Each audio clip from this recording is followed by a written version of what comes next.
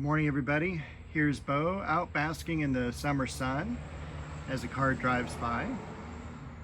And we're going to go ahead and walk through the garden. This is the front yard, and you can kind of see same thing here. Everything's pretty much done blooming. The grass is looking really good, nice and mowed and edged and everything like that.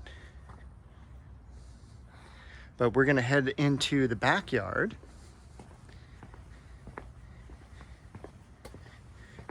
See, the mandevilla is in bloom, still holding on to its color, but we did have to move it underneath the shade because it was burning in the afternoon sun. I think we'll actually go this way today. The lavender still needs to be cut back, but probably not for a few weeks yet, just in case we have another heat spell. That can sunburn and damage the undergrowth that is not used to seeing sun. So I'm just going to leave things as they are for right now. The tree rose holding in there, and there is also a dwarf Eugenia. Doesn't look too dwarf, but it is, back there in the corner. So that'll all be pruned in maybe another month or so. The most thing that's growing out here is the weeds, but we still have a few things like the crimson bouquet rose, and believe it or not, that vine back there, this is lavender trumpet vine, Cleidostoma is the botanical name. That is filling out and growing incredibly fast, so that needs to be pruned as well. The pittosporum,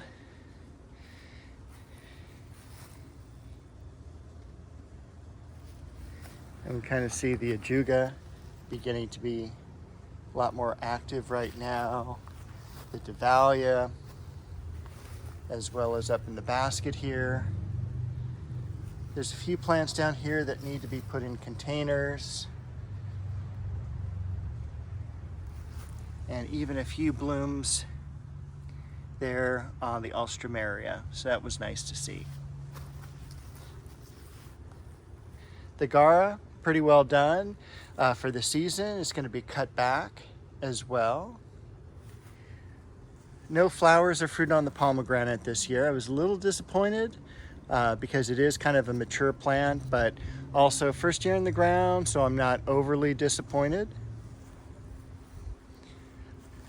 Although Bo has been a little disappointed because she hasn't caught any lizards lately, but she did find the catnip the other day, and that was kind of funny.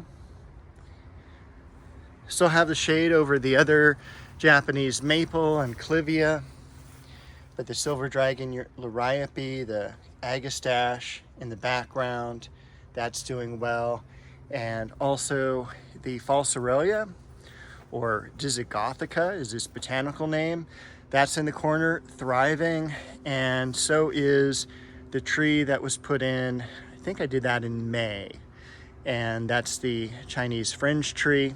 So very, very happy that it has survived the summer so far and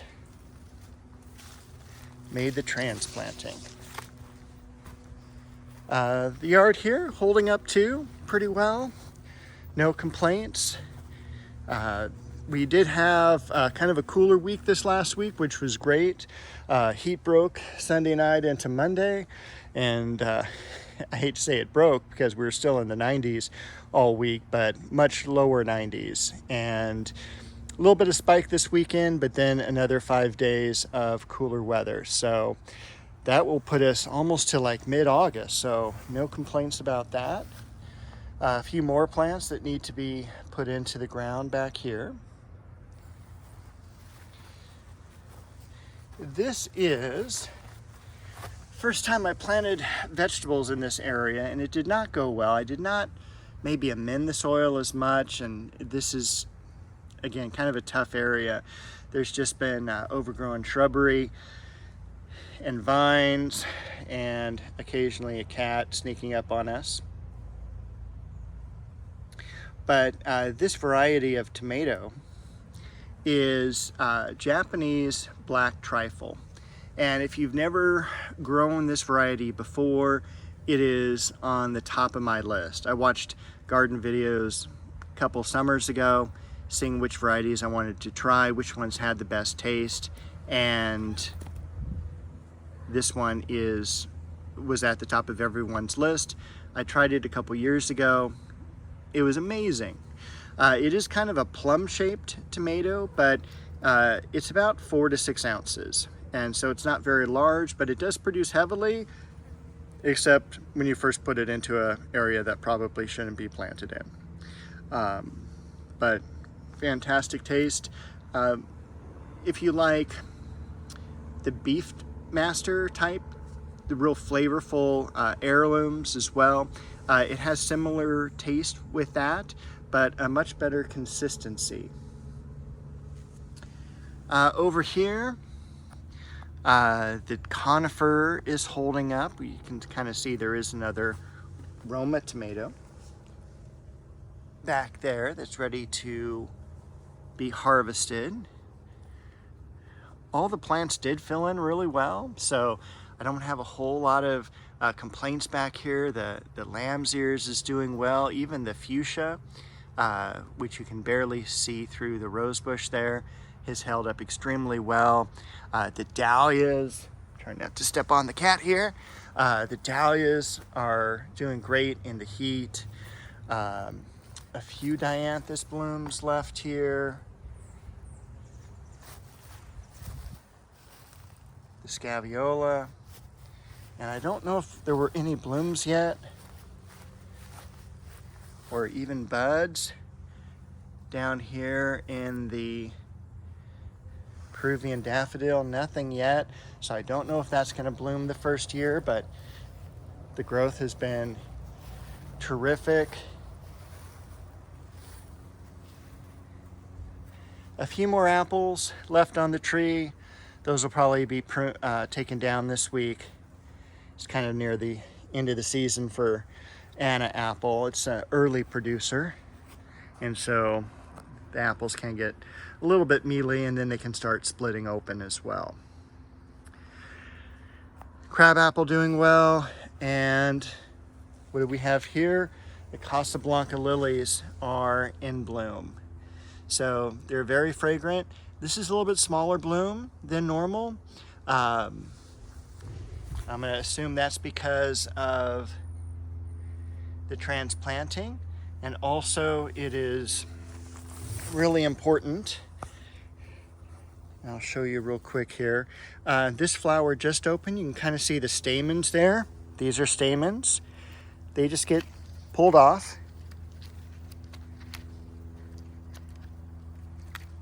There we go, just like that.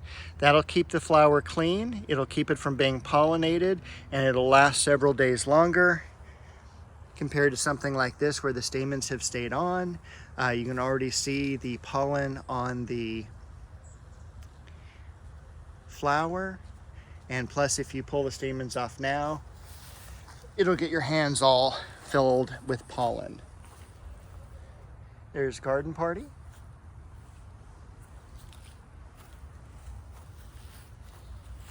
It looks like crabgrass. I do have a bud coming up on that hollyhock. I don't know if it'll open or not by the end of the season. The Leonotis, that's about 5.5 feet tall.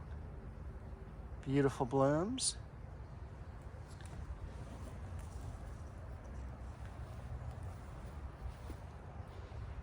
And over here, again, only bearded iris I've pruned. We're already in August, and like I say, sometimes you got to start early because all of a sudden you're at the end of the month and you're all like, oh man, I should have done that task this month. So I do need to get all the bearded iris pruned sometime before September, but if it's September, it's not going to be really anything that damages them, but you generally don't want to go anything past September if you can't. And quite honestly, you can prune it in any time of year. They're going to come back. It's not going to kill them, but it just starts to mess with their flower cycle. The Arabian jasmine, doing very well. That one especially. And I think that is kind of everything for this week. Just Joey, if I can get out of the way, did open up a few more blooms, so that was kind of nice.